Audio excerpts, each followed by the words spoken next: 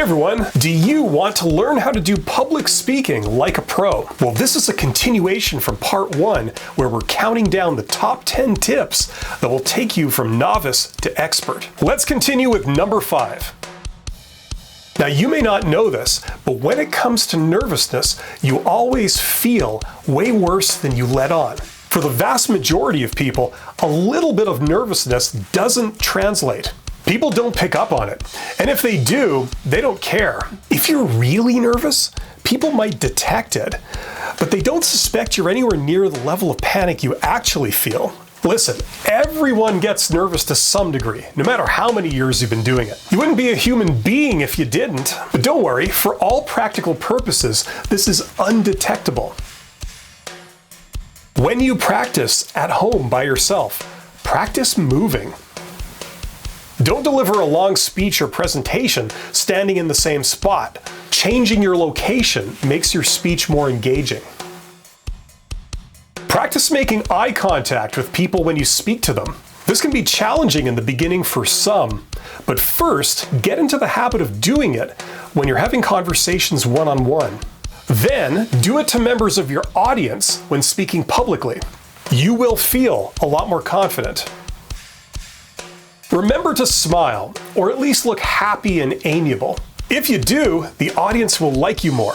You see, humans are subconsciously more receptive to pleasant, approachable people. If you look sullen or unhappy, it's much harder to make an audience believe you and warm to you.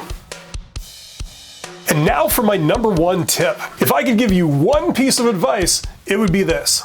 Don't be boring. Everyone has their own style and their own preferences. There are very few techniques that universally work well for all people in all situations.